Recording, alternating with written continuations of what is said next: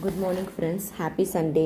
கர்மயோகியின் அருளமுதம் 4th chapter அன்பர்கள் வழிபாடு நேற்றைய தொடர்ச்சி. மிக சிறியதான சக்தி உடல் உழைப்பால் எழுவது. அது உழைப்பாளியின் சக்தி. அவனுடைய முழு உழைப்புக்கும் வெற்றி உயர்வை நிலத்தில் விழுந்தால் தினக்கூலி கிடைக்கும். அதைவிட உயர்ந்தது பிராணனுடைய சக்தி, வைட்டல் எனர்ஜி. இது மேனேஜர் பதிலுள்ளவர்களுக்குரிய தகுதி. அதற்கடுத்த உயர்ந்த நிலை மனதின் சக்தி, எக்ஸ்பர்ட்ஸ்.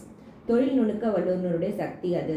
மனதில் ஆன்மா வெளிப்பட்டால் வல்லுநர் புதியதாக ஒரு முறையை கடைபிடித்து புகழடைவார். இது மனதின் சக்தி விட பெரியது.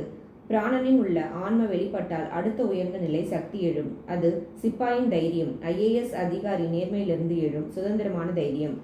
அதற்கு அரசியல் தலைவர்களும் அடங்குவார்கள். கடைசி கட்ட உயர்நிலை சக்தி உடலில் உள்ள ஆன்மா வெளிப்படுவதால் எழுவதாகும். இது பூர்ண யுகத்திற்குரிய அன்னை சக்தி. இத்தனை சக்திகளையும் அன்னை நமக்கு வழங்குகிறார். எந்த நேரம் எது வருகிறது என நாம் அறிவதில்லை. பிரார்த்தனையால் திடீரென சூழ்நிலை மாறி ஆச்சரியம் போல் நிகழ்ச்சிகள் நடக்கின்றன.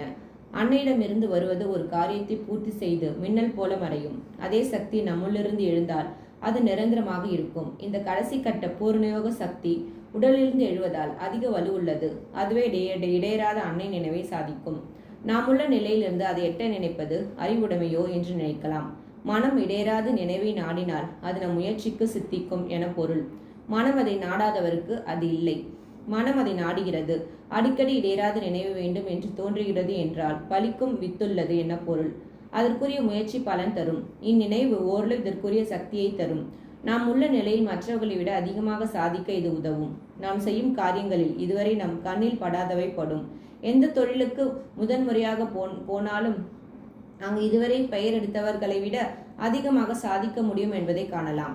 விவசாயத்தை 3 தலைமுறையாக அறியாதவர் அவசியத்தால் விவசாயத்தை மேற்கொண்டு செய்ததை கண்ட பரம்பரை விவசாயி. நாம் எல்லாம் இங்கே இருக்கிறோம், பரம்பரையாக விவசாயம் செய்கிறோம். இவர் ஊருக்கு புதியவர், விவசாயத்திற்கு புதியவர். நம்மை விட அளவு கடந்து சிறப்போடு செய்து இருக்கிறார். நாம் இவரை பின்பற்ற வேண்டும் என மேடை ஏறி பேசினார்.